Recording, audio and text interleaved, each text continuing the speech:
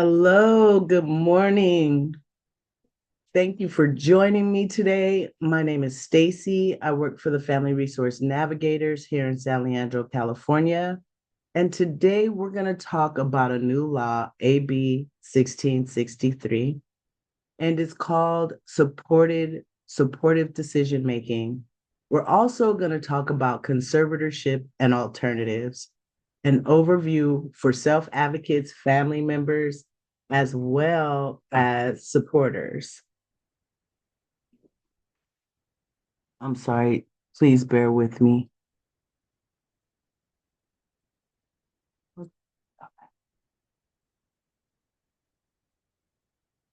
Our overview today, we're going to talk about types of decisions, conservatorship, supported decision making, and you will hear me refer to it throughout our time together today as SDM, alternatives to conservatorship and companion agreements, and legal topics.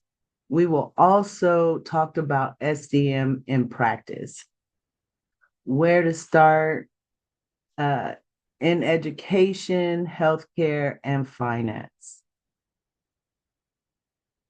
Okay, so uh, most of us do not think about our babies and what happens when they turn 18.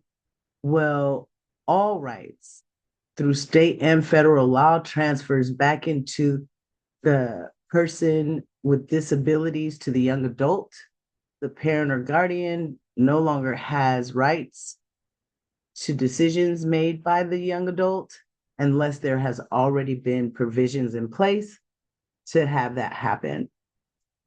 Healthcare. They're going to be choosing a medical plan. They're going to choose doctors and therapists, medical treatment decisions, understanding the pros and cons, uh, assessing healthcare grievances and advocacy.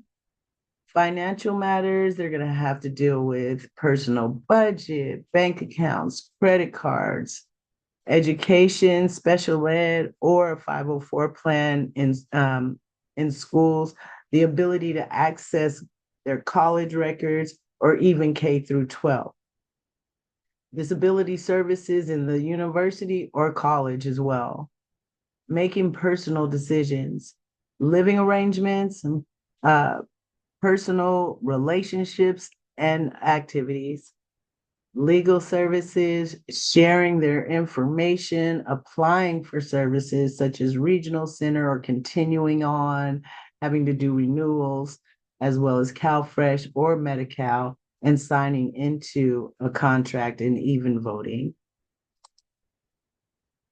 So I'm sorry, this is okay, I'm gonna try to do that. Okay.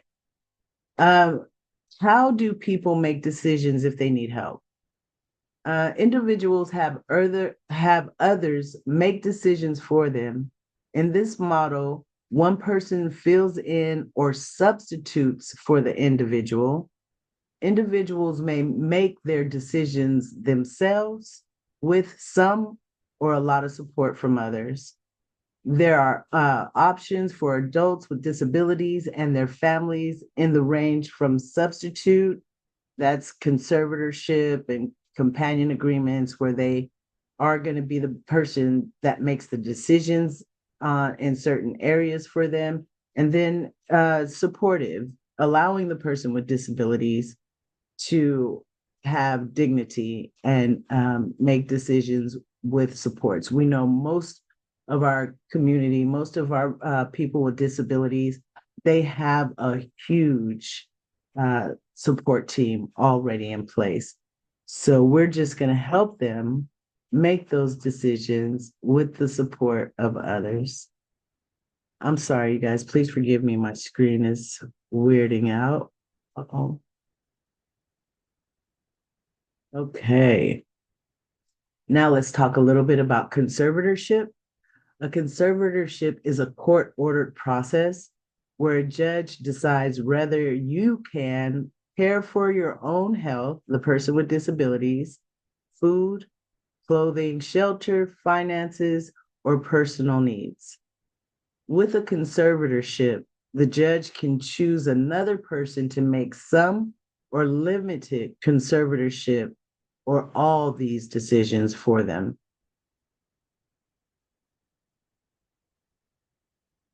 Um, Conservatorship and people with intellectual and developmental disabilities.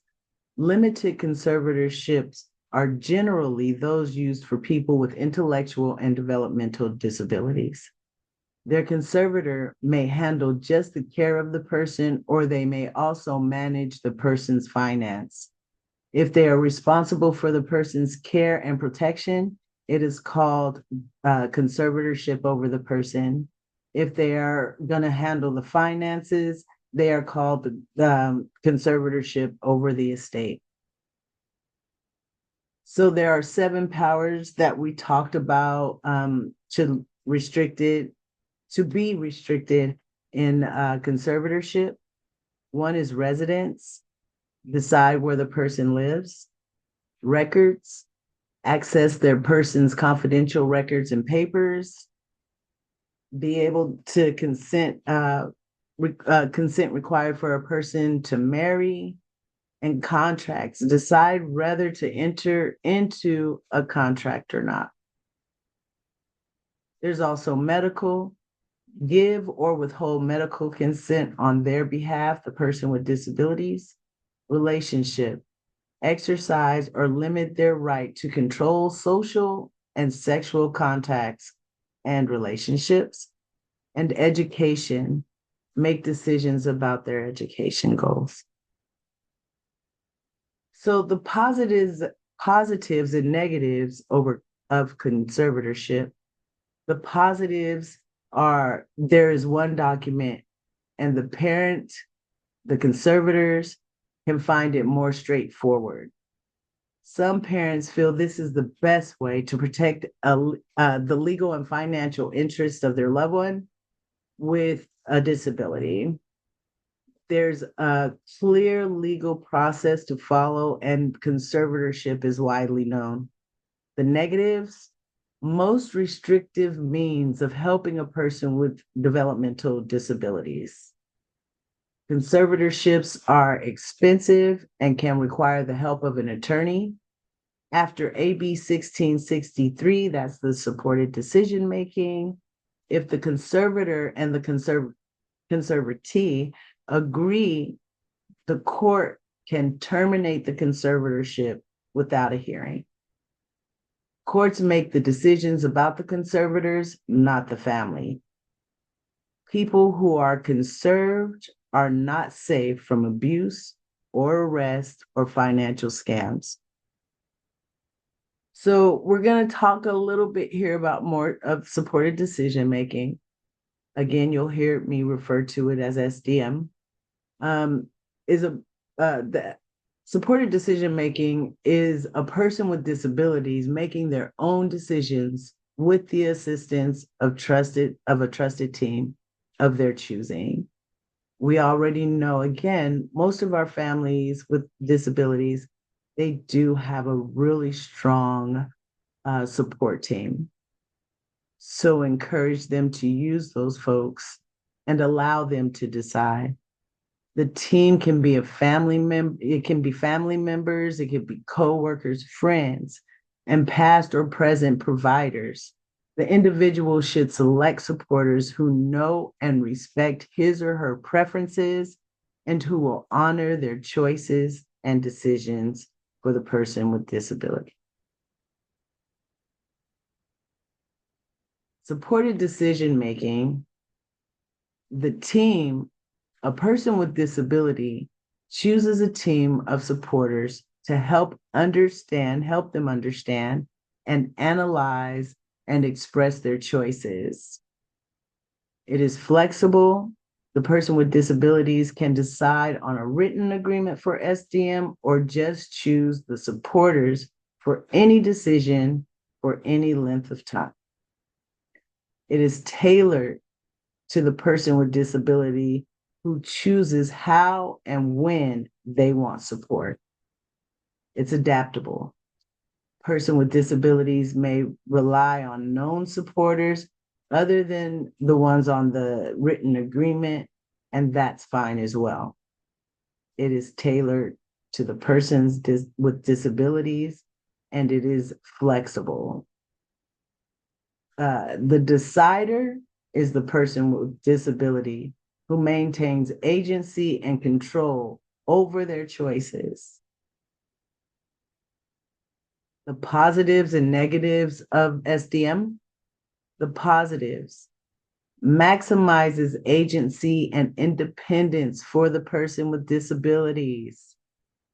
Free to use or try, easily can be changed or terminated at any time.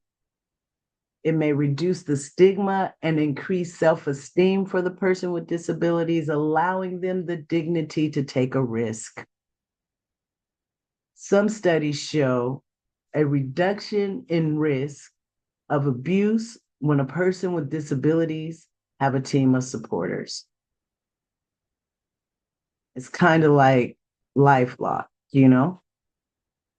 They have their supporters, they're able to express concerns and stuff and talk about other people on their team and get support with making decisions. Again, they are the one who makes the last and final decision.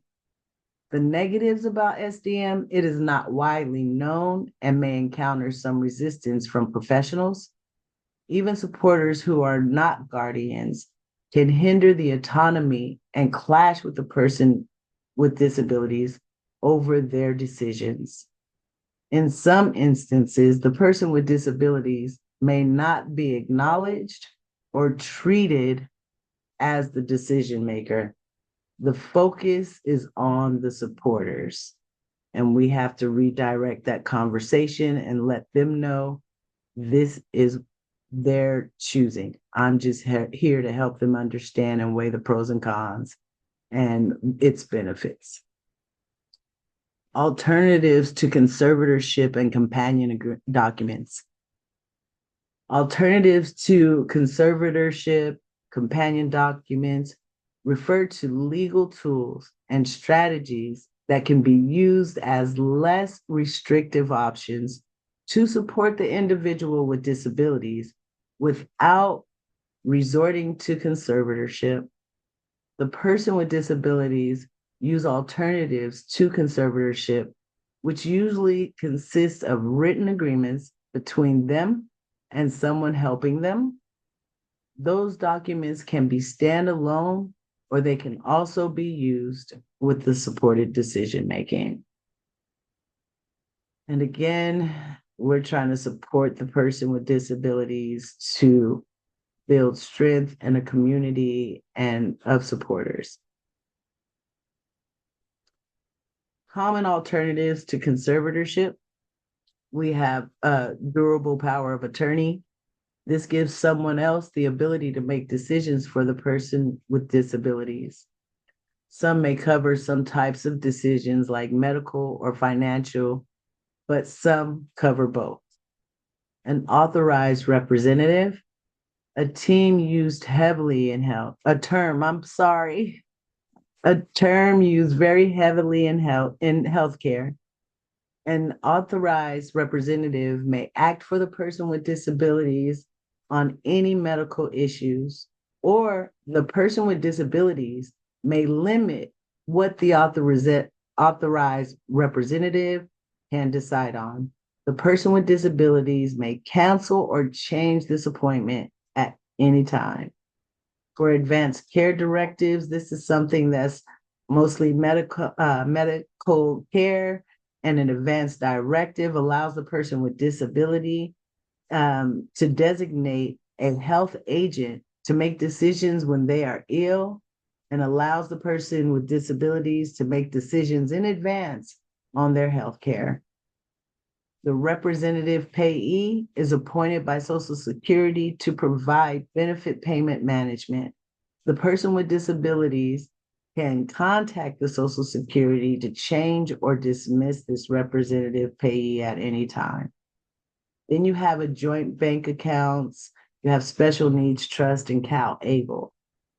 Persons with disabilities can set up a joint accounts with trusted friends or family members. With the special needs trust, the trustee manages the fund. The person with disability selects all authorized representatives for CalAble for assistance with financial management or these funds. Positives and negatives to conservatorship. Positives, like SDM, the person with disabilities can decide who helps with what areas. Agreements are voluntary and can be ended by the person with disabilities. It can be low cost, recognized legal, and it is a recognized legal process. The negatives, it can be the most complicated alternative with many different agreements that need periodic renewal. Many of these documents need to be notarized, and these can be challenging if communication is challenging for the person with disabilities. Helpers can substitute their choices for the person with disabilities, as this allows both support and substitution. Using supported decision making. Most of us get support when making decisions. Supporters and helpers help explain the situation and the significance of the decision, assist in figuring out options and their pros and cons. And I love to use the word benefits. How will that benefit the person with disability? What would they benefit in doing so? So also provide emotional support in the process, aid us in communicating or deciding or discussions with others. Some people use a speaking device. Some people may sign language. Some people might have body gestures, but we would aid that person because we are their supporters and we have talked about their desires. And I'm here to support any discussions with others so that they are clearly understood in their needs and their asks. Supported decision-making in practice for people with disabilities, a law called AB 1663 enables people with disabilities to choose to use or formalize these kinds of decision-making supports for themselves in supported decision-making, or SDM. In SDM, the person with disability maintains their decision-making power, their choices, supporters to help make the decisions, and makes the person with disabilities makes the final decision. So principles of SDM. I'm sorry, you all, my little, yeah, sorry about that. So principles of SDM presumes competence. Adults with disabilities are presumed competent to make decisions regarding their day-to-day health, safety, welfare, social, and financial affairs. It encourages participation. The law holds that all adults with supports they choose should be able to be informed about and practice in the management of their affairs. Voluntary supports. Adults with disabilities may use a wide range of voluntary supports to help them understand, make, and communicate their decisions. Individualized support. SDM is an individualized arrangement in which an adult with disability chooses one or more people they trust as supporters. I think it's great to have a team. You can have more than one or two. But it is very flexible. SDM is one of several options available to adults with disabilities to understand, make, and communicate their decisions and to express their preferences, including but not limited to medical, finance, financial power of attorney, authorized representative forms, healthcare directives, and release of information forms, and representative of payees.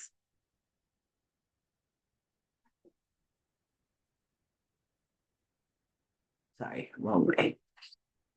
This sounds really good, right? So how do you get started? The person with disabilities can start SDM instantly by indicating the people that they want to support them. No written agreement is needed. All communication is valid in SDM.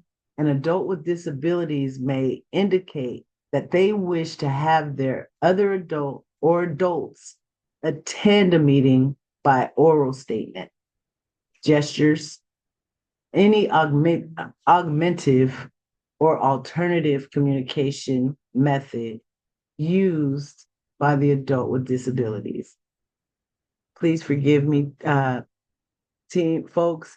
My tongue is having a really difficult time today. I don't know. Maybe it's because it's Friday and we have been supporting SDM for a minute and we believe in it. Okay. I just wanted to say that. All right. Okay. Oh, we went over that. Okay. No written agreement is required, but if a written agreement of supported decision making is desired, it should be easy in an easy language to understand, include the person's name with disabilities and the names and contacts of their supporters, list the areas in which the adult with disability requests support from one or more supporters. More is always better. Include acknowledgments by each supporter that they agree to, one, provide information as requested by the adult with disabilities. Support the adult with disabilities in good faith and the best of their ability. Respect the financial decisions shall be made by the person, the adult with disabilities, and not the supporters. No coercing or manipulation to the person, the adult with disabilities, into making any decision. Allow them to have dignity and respect and feel honored by those people that are supposed to be supporting the person with disabilities and help them weigh the pros and cons, what benefits may come out of whatever situation they may have talked to you about, wanting to get I don't know, a scooter. But again, this is not our decision. It is up to the person with disabilities and allowing them to take risks. We had to do it and we learned from our mistakes. The same goes for our folks with disabilities, our family members, our loved ones, because they are capable and they just need help understanding and weighing out its pros and cons and benefits. So, excuse me, a supported decision-making agreement, rights agreements, written agreements, I'm sorry, can be notarized. This can be challenging depending on how the person communicates. Witnessed by two people who verify that the person with disabilities communicated this in their presence. And you can take a notary is very inexpensive. People are learning a lot about disabilities now and verbal and nonverbal cues, adaptable equipment and tools to help people stay involved and included into their care management, finances, housing, relationships, whatever it may be. But you can also take those people with you to the notary public.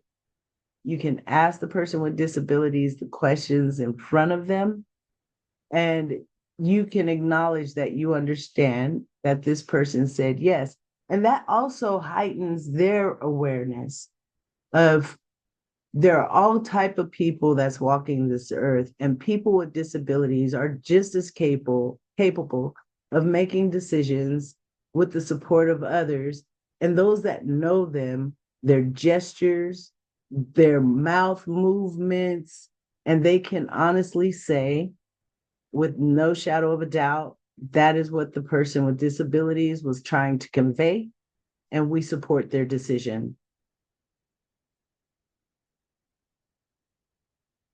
So a popular template for SDM, many people can use this ACLU form, which you can access through the QR code, and it'll give you more information about AB 1663, supported decision making for people with disabilities, and be informed and share and to other institutions for the support of our community.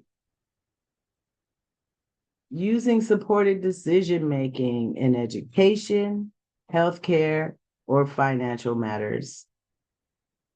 SDM and education.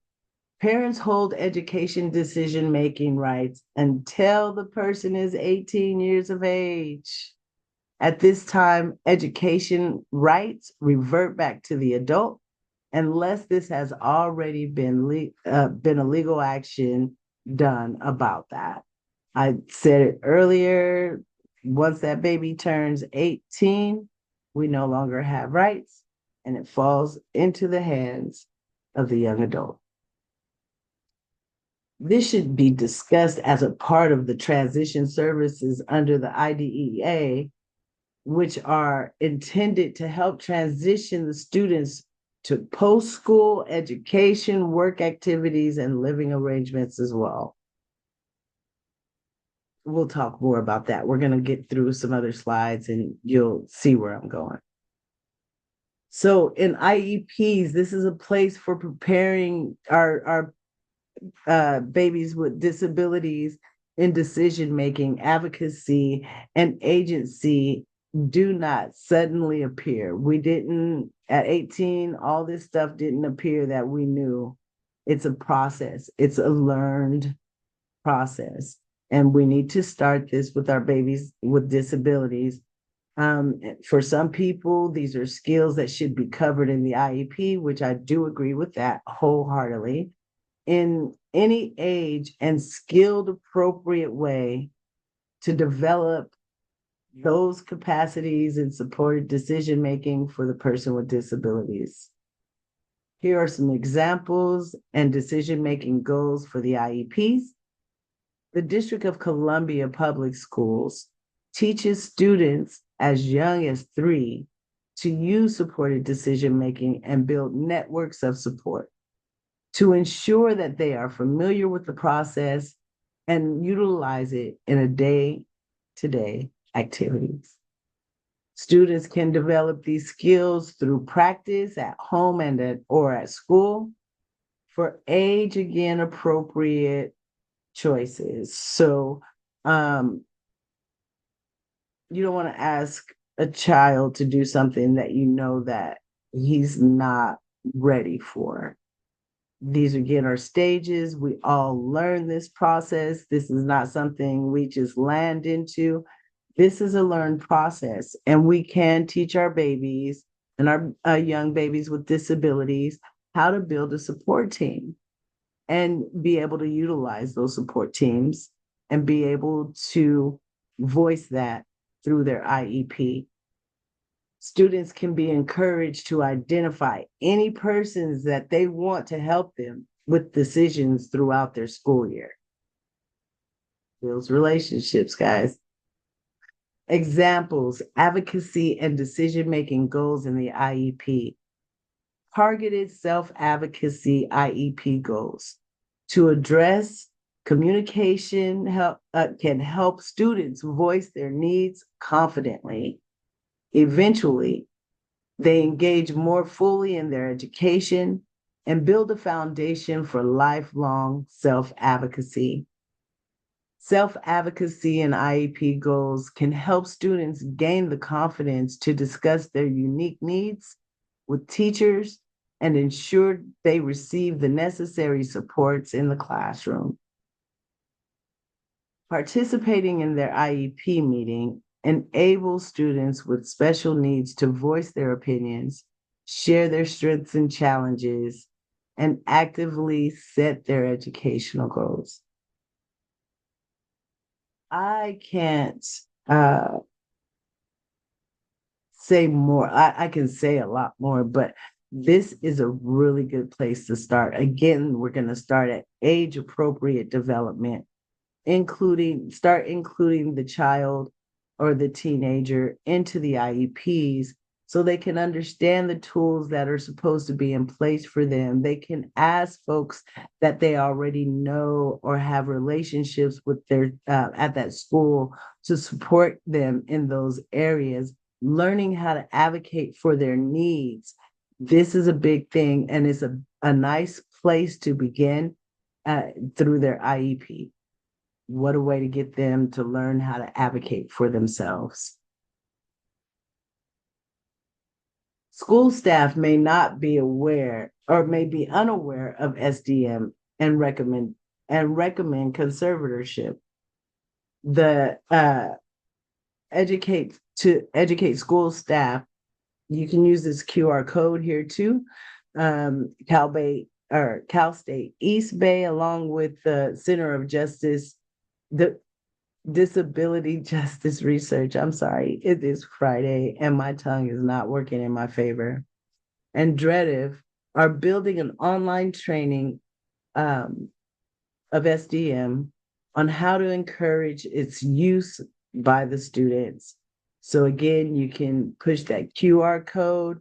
You can bring this up with your IEP staff, your support staff at the school, and they can look into it and see other ways of supporting our people with disability, our young adults with disabilities, in being advocates for themselves and feeling strong enough to pick a support team. And they probably already have it in place and they probably know who they are and be able to advocate for themselves. It is really huge, and it strengthens muscles that encourages them. And again, it avoids abuse for people with disabilities when they see that they have a support team, a group of support team, and they're able to communicate their concerns and talk about things with others. So it's kind of, you know, scary. It's a deterrent that could possibly avoid a lot of abuse for people with disabilities, financial scams, medical identity theft, all kinds of good stuff. When they learn how to advocate for themselves, use supported decision making, and rely on their team to help them understand the pros and cons and to explain it to them, anything, any medical records, uh, financial records, in a language that they're able to understand. Some SDM and healthcare.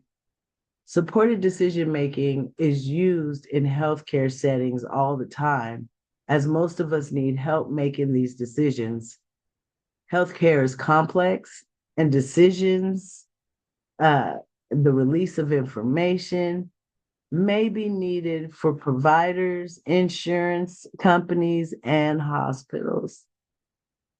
So that's a place where we may rely more on a supporter to help navigate that area of concerns, release of information, and talking and communicating with insurance companies and the hospital.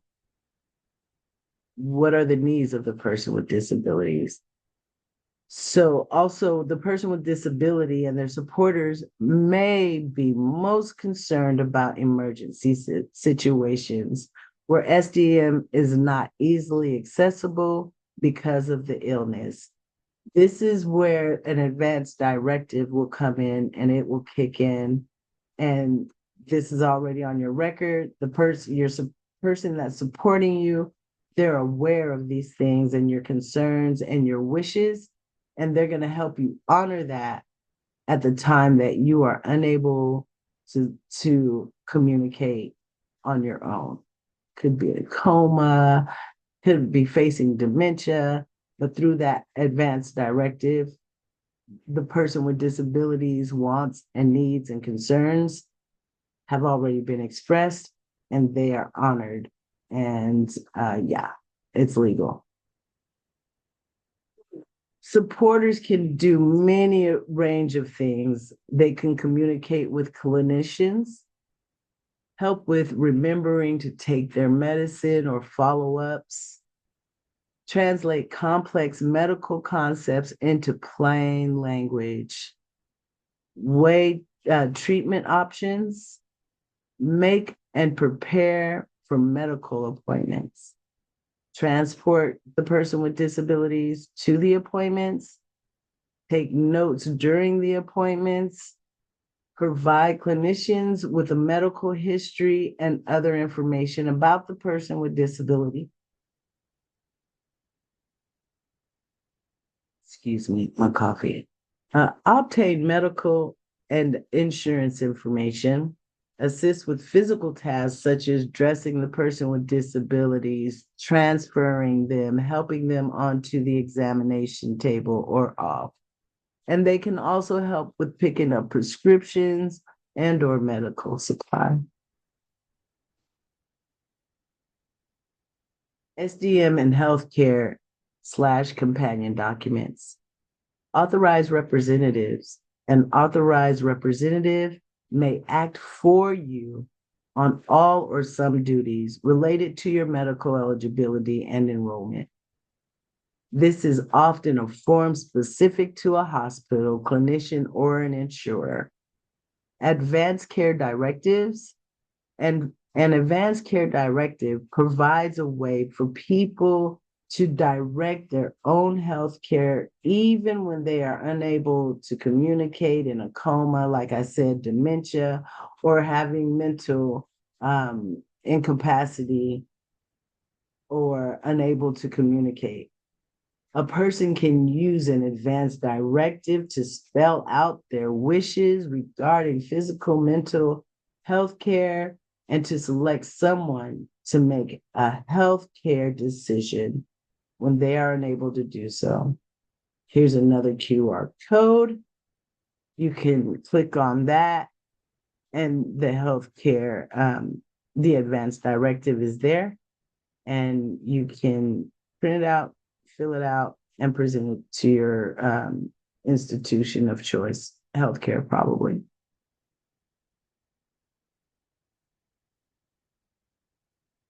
Okay, SDM and financial matters.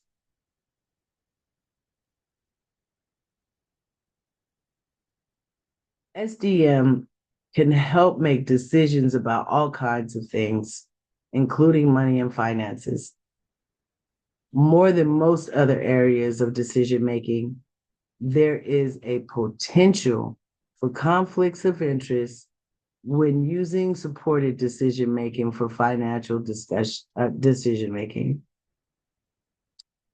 Supporters should be proactive, should take proactive steps to prevent real, perceived, and potential conflicts of interest. The best practice is to plan ahead to address these conflicts before they happen. Many SDM templates include a separate role of finance mentoring. So there are many SDM webinars, trainings out there. A lot of them have information. You can click Also FRN does as well, but you can fill out this template and talk about the roles of the folks that the person with disability would like support from and for monitoring what's going on in their account and where their money's being spent. Companion agreements and arrangements. Representative payee, Social Security and SSDI. Payments go directly to the representative payee. The representative payee is then responsible for paying the individual's bills and saving money, etc. The representative payee must provide information to the Social Security Administration on how the individual's money has been spent.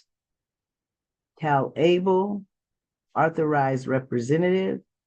CalAble accounts allow individuals living with disabilities to save and invest money without losing eligibility for certain public benefit programs like Medicaid, SSI.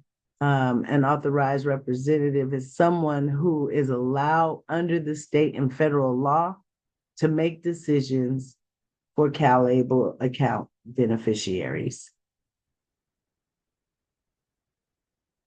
Okay, another companion agreement and arrangements. So we have the power of attorney, which is giving someone power of attorney means that you have the ability to make financial and other business decision on behalf of the person with disabilities. Some people will set this up as an addition to their SDM agreement. Joint accounts. Some parents set up a joint account for their person with disabilities as a joint account holders.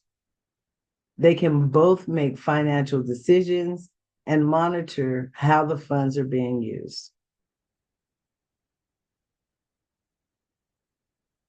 I haven't had enough coffee, I'll tell you. Special needs trust. A special needs trust allows for a disabled person to maintain his or her eligibility for public assistance benefits despite having assets that would otherwise make the person ineligible for these benefits. A trustee holds, administers, and distributes all property allocated to the trust for the benefit of the disabled person during his or her lifetime. So SDM and regional center.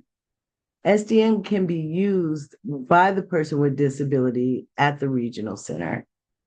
The new individual program plan template explicitly covers the person with disabilities wants with, or their wants, person with disability wants support, what they want support with, and from whom, including legally appointed decision makers.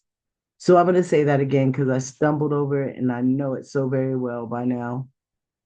The new individual program plan template explicitly covers who the person with disability wants support from and from when they want support and from whom, including legally appointed decision making. The individual program plan should also document methods and preferences of communication used by the individual with disabilities, what others need to know to communicate with the individual with disabilities, supports or devices needed for communication, and other information to share about how the individual communicates. Very important.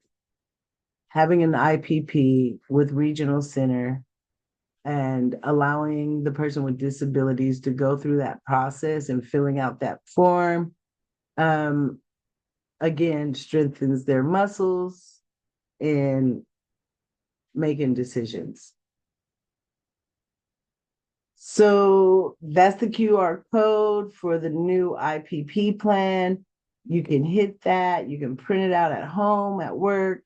It's really simple now. They have um, designed the form to make it much more easier to read and understand, and less wordy for the people with disabilities. Oh, I'm so sad we have to go. I want to thank you guys for being here, wanting the information to share within the community. I'm telling you, it's Friday. Forgive me, and thank you for being patient with me and allowing me to bring you this very valuable information that can support our people with disabilities from the age of 3 all the way into adulthood. It's a good time to get started, even by simply allowing the person with disabilities choose what they eat for breakfast, what they're going to wear outside. And that is a good start. I want to thank you again for being here. I hope you enjoyed, and we'll see you soon for module 3. And then we will also be doing 4. So we will be continuing this on, getting people more informed so that we can pass on information about supported decision making with people for people with disabilities and opposed to other alternatives. Thank you again, and I hope you have a great day.